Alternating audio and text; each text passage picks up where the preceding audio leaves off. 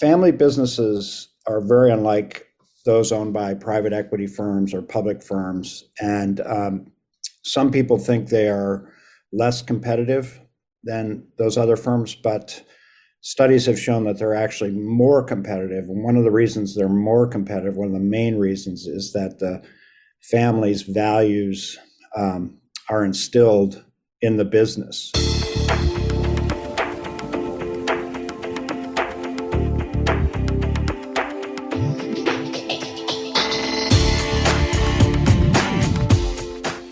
Welcome to the Power of Respect podcast with Charlie Leichtweis, author of the book, The Power of Respect in Business. Charlie is one of America's foremost authorities on respect and leadership development. And now, here's Charlie.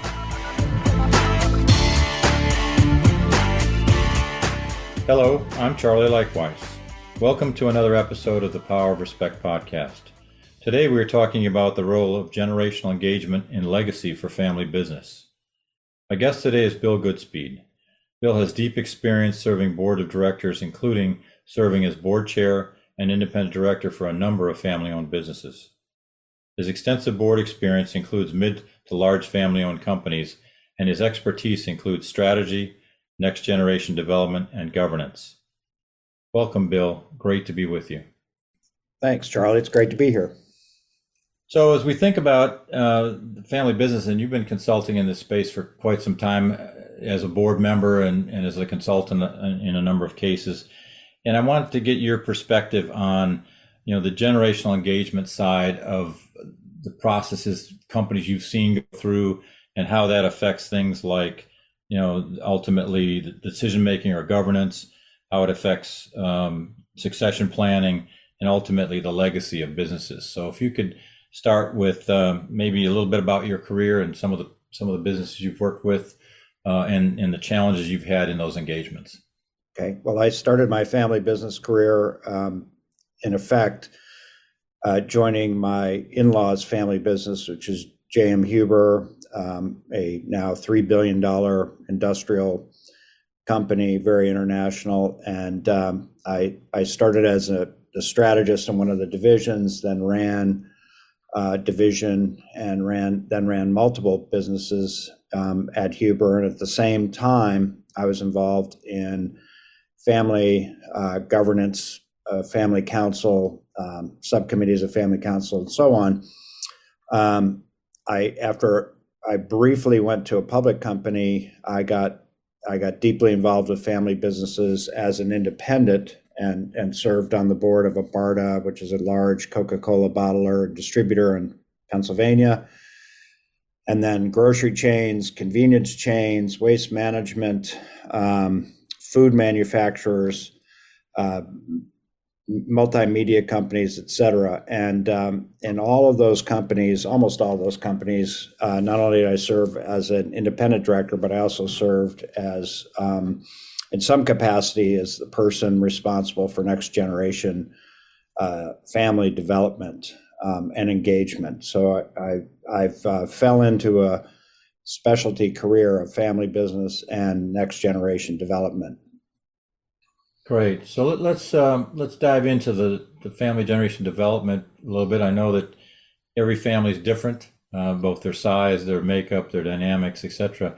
If you could talk about some of the challenges you see and what you recommend in terms of family business development and generational engagement. I'd be happy to. Would it be okay, Charlie, if I explain why this is so important? Absolutely. As the backdrop.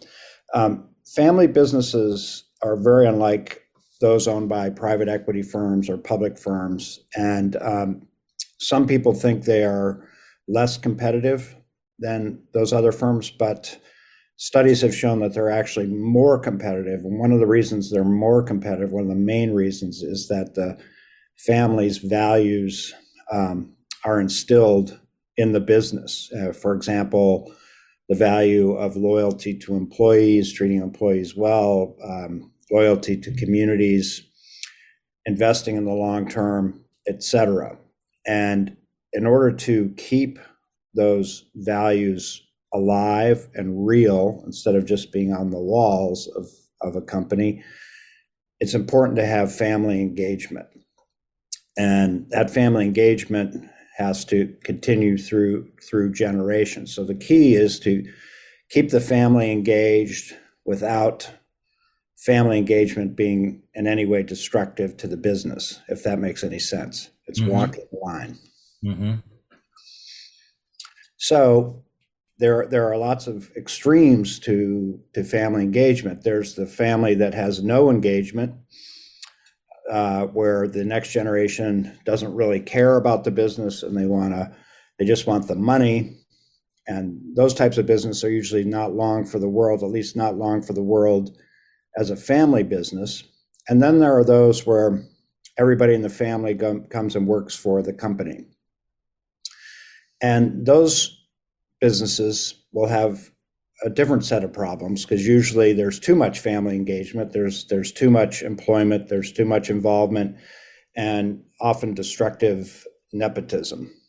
The ones that really work well are the ones that go in the middle of those two extremes, where they have family engagement at each generation, the board of directors, caring shareholders, and often family executives.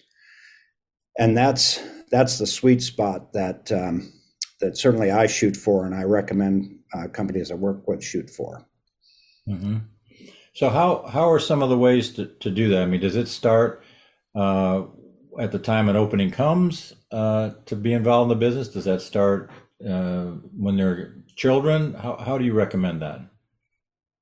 Well, it really starts when they're children, having some pride in the family business and knowledge of what it is, because ultimately the family business legacy is in its name. It's creating value for its employees, long-term value for its employees, as well as its shareholders and customers. But once you talk about more involved engagement, it takes serious planning to do, because to get family members ready to serve as, for example, directors on the board, it's a long-term process. I mean, I'll pose it to you. How do you get someone who's 35, 40 years old to the point where they can be a valuable board member sitting amongst 60-year-old former CEOs and CFOs and chief strategists of companies? It's a tall task, and it's one that takes many years of planning. Mm-hmm. And when we think about board of directors or even some of the officers of a business, there's certain technical skill sets that are important to make the business go. On the family side, many family members may not have those, as they've developed their career separately from the business or in a completely different vein of opportunity than the business. How do you recommend they bridge the gap between a family member who is a smart person, caring person, but on the other hand may not have the technical skills that are best suited for the business? How do you manage that either development and or involvement in the business? Well, the first thing to do is to recognize what you just stated, which is almost always family members aren't going to be as qualified on paper as the outside directors. If you just think of the world out there, there are thousands of potential good outside directors, and there may be only a dozen family members or 40 family members to choose from. So you just think of it that way. And usually family members are younger and as a result have less experience. So companies need to recognize that their family directors, particularly in the next generation, will not have the same qualifications as an outside director. However, they need to be qualified to be family directors. So they have to have the intelligence, they have to have sufficient business knowledge and maturity to be able to contribute at the board level, even though they don't have the technical knowledge. So my view and the view of a lot of the companies I've worked with is to spend years accelerating their development. And that can be encouraging them to have outside careers, management consulting firms, investment banking, another industry player, master's degrees, et cetera. But at the same time, go through specific training to get them ready to serve the company on the board of directors. One tool that I highly recommend is using training director positions. Call them associate directors, call them non-voting directors, but it's a program that I've used in probably 5 or 6 different companies where next generation members serve on the board as non-voting directors for 2 years. They have a mentor who's an independent, and by doing that, they learn what the board of directors is like. They learn how to participate in the board of directors, and they learn a lot about the company. At the same time, the board can evaluate their potential to serve as full directors down the road. For example, I did that at J.M. Huber when I was in my early 30s. It was an invaluable experience, and I've seen at Huber in particular, they've used this very effectively to train. Now I think there are 6 Generation 5 members who serve on various boards at Huber as full directors. Mm-hmm. Well, it's interesting too, as the generations grow and therefore the number of people grow. Some I've talked to in G5 may have 50 people by the time they get there. Others may be certainly in the 30s or 40s for G4 and G5 in terms of number of people. And there's not going to be that many board positions or even officer positions for all of them.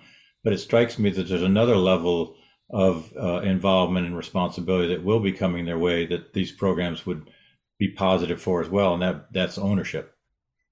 Certainly, that's the upside of doing the program, or the upside of people not being ultimately picked, is that they become better owners, and usually people recognize after they've gone through a program like that for 2 years, they recognize whether sitting on the board is for them or not.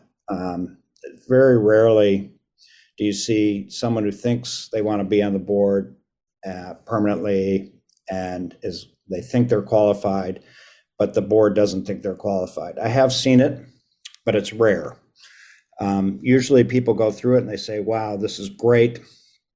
I've learned a lot about the company. I'm excited about the company, but I'm not raising my hand anytime soon to serve on the board of directors. And there are some who go through and say, I'm really excited and I think I can do this and I want to do it. Mm-hmm. And it usually works out. Mm-hmm. So in terms of outside, or not outside, that's a premature word here, but in terms of directors, the balance between family members and outside directors with expertise for a family business, whether it's a formal board of directors, whether it's just a board of advisories, do you recommend a balance between those two skill sets? Balance is important. If it's predominantly outside directors, then the problem is the flip side of what I referred to earlier in the secret sauce of families. If it's dominated by outsides, sometimes the family values, the long-term thinking gets diluted and hurt, and you take away some of the strengths of family businesses. If it's dominated by family, you lose the benefit of the outside expertise, which in every case I've seen in family businesses, they value. So I recommend either a slight majority of outsiders or a slight minority of outsiders, but a balance. Mm-hmm. Yeah, I think that makes a lot of sense. And as you've experienced these development programs you've helped companies with in terms of developing family members, ultimately there's going to be somebody who goes through the development process and gets selected, and some that don't. And the question is, what has been your experience with that impact on family harmony and other elements, and maybe how to overcome that in the process? That is really a good and very, very tough question. Usually, people recognize who are the better future directors, and people are people who aren't picked in their family branches are content with just being good shareholders, or they think that the next sibling of the next generation coming along will be better, and so on. And it usually does not affect family harmony, but I've seen it happen. And I will say, in some ways, it's inevitable, because as long as there's going to be family involved, there's always going to be a little risk to a great risk of jealousy that some branch or somebody's kids are more involved, paid more, or whatever than others, and that can cause problems. Matter of fact, in family companies, a lot of the rift that can creep into a family company is one branch or one set of relatives is resentful of another. It's usually not over vision of the company. It's usually who's more influential in the company and who's running the company or on the board and so on. So the mechanisms that help that are the mechanisms that grow family harmony and increase engagement, such as family annual meetings with the company annual meeting that include social elements, that include educational elements, and ways to help everyone understand where the company's going, why certain decisions are being made, and so on. Another thing I've seen is if someone doesn't get picked who really wanted to be picked, is to let them go through a training program again, or to tell them to go do more development work in their career and come on back. And those are rare cases, because usually somebody, let's just say someone's a school teacher, elementary school teacher, but they want to get involved, and they realize that they're not comfortable in that environment, and it's a mutual choice. But occasionally that's not the case. Rarely. Mm-hmm. It sounds like it's important in these development processes for these folks to have them understand the commitment that goes along with the responsibility they're seeking, and that commitment, understanding what that is in terms of the breadth of the business, the number of meetings, the hours it takes to prepare, et cetera. What have you seen in that regard in terms of the success of the development when that's understood versus not? The trouble with next generation involvement on the board of directors sometimes is that there's not enough time availability. And I remember I had that problem at one point because I had a very vigorous job at the management consulting firm, and I had a hard time taking time to 2 days every quarter or so to go away for a board meeting. And that's something that happens all the time. Some next generation family members handle it by taking their vacation days that way, which is unfortunate, because everyone needs their vacation to recharge. But some companies see it as an amazing development opportunity. The employing companies see it as an amazing development opportunity and are supportive. But I'd say it's about 50-50 on that regard. People have to realize that the board involvement is more than just 1 day a quarter or 2 days a quarter. There are meetings in between by Zoom or telephone. They could be committee meetings. They could be special board meetings. There's the need to prepare for the board meeting, read the board book carefully, think about it, for a week or so ahead of time. There are follow-on conversations. There are unstated requirements that you keep up with the industry, which is Google alerts, reading the Wall Street Journal, and so on. It is a big time commitment, and young people have to be aware that if they're going to be serious about being a director, they've got to figure out a way to put in that time. Right. No, it's more significant than meets the eye initially, and it's important that they take the time to make that commitment so that they can fulfill that responsibility in the broadest way. So in terms of, in your experience with other companies and sitting on other boards, what have been the more successful elements you've seen in board succession planning or generational engagement, if it's indeed a family member succession situation? What are some of the more, you've mentioned some of them, but what are some of the more successful elements in those boards? One really important thing that a lot of people don't talk about is that the family, in one way or another, should be involved in selection of the board, in both the outside directors and the family members. Now, people say it's always an election, but the way corporate elections work is a thumbs up or thumbs down, and technically any thumbs up is an approval of the slate or a director. It's not a majority or anything like that. It's in some ways it's a kind of a rigged system. The board picks its slate, the slate goes to the family says yes, almost always. And so if there's not input on the slate, it can result in problems. And I have seen that where the family wasn't very involved, or the right family members weren't involved in the creation of the slate, and the slate comes out and the family's unhappy about a couple of the directors. And that's a big problem that should never happen. So what I recommend is either having family members who are on the board who are respected and trusted by the family, sitting on the board nominating committee, being very involved in picking the slate, and in effect evaluating both the outside directors and the family directors. That's absolutely critical. If that's not happening, then having some sort of family council representative or family council nominating committee members sit with the board nominating committee to make sure there's not any disconnect between what the family wants and the board itself and the board slate. Mm-hmm.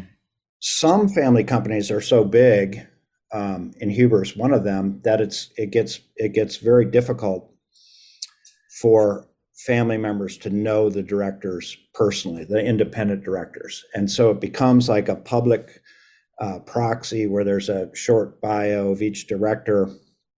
But in effect, the family has to trust the family members on the board that these independents are doing their job. And that's not apparent if there's not a communication pipeline. And if that trust breaks down, there can be a big problem, a big piece of unhappiness in the family with the board, and that can be quite destructive. Mm-hmm.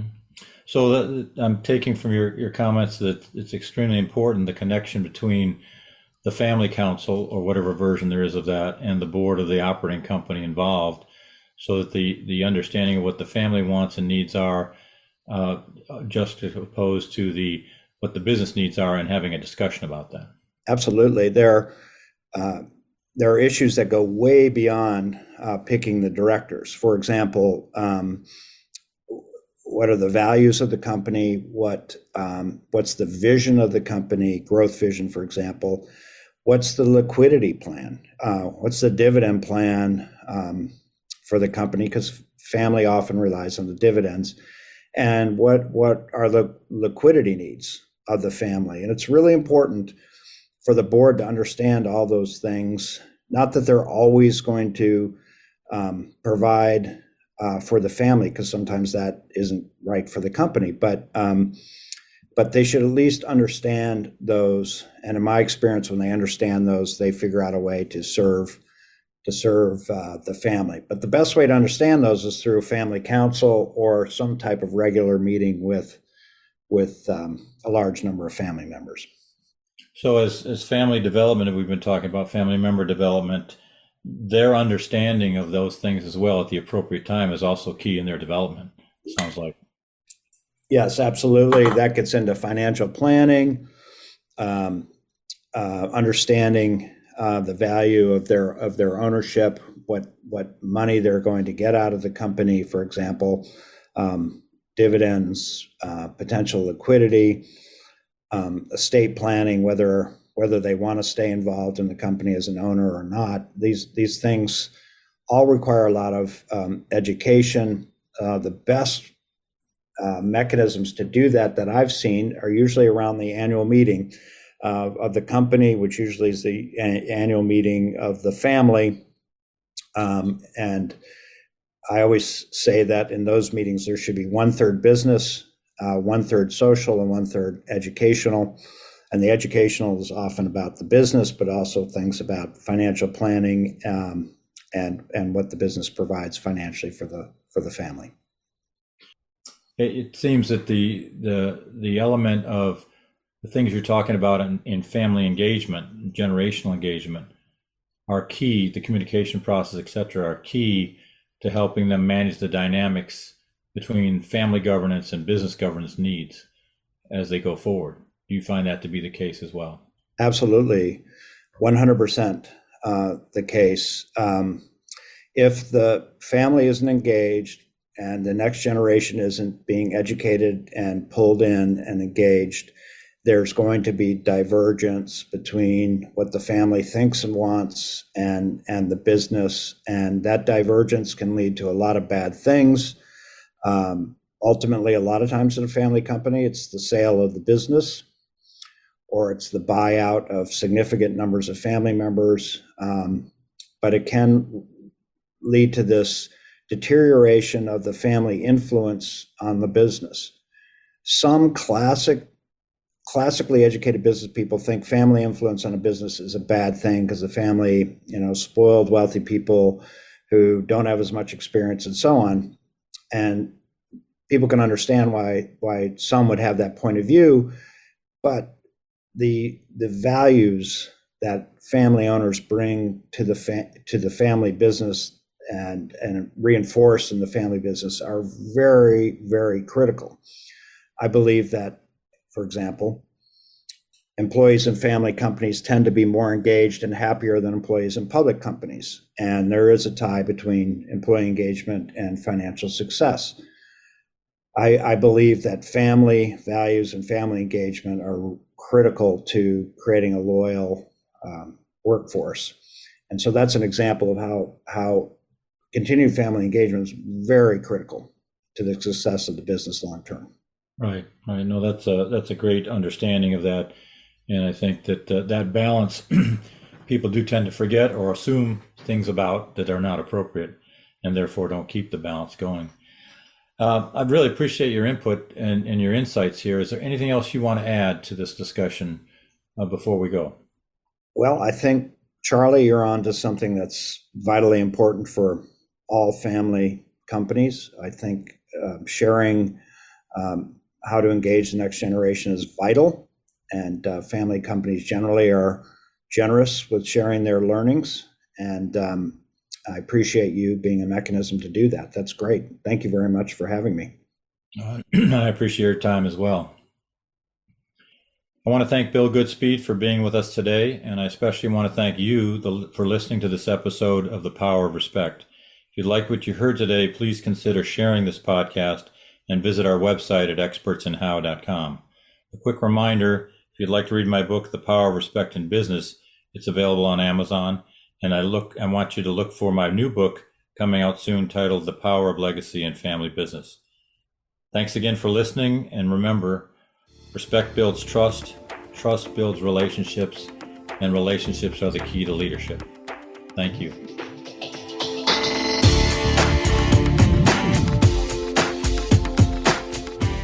This has been the Power of Respect podcast with Charlie Leichtweis, author of the book, The Power of Respect in Business. To listen to more episodes and to learn about Charlie's leadership development programs, visit his website, expertsinhow.com.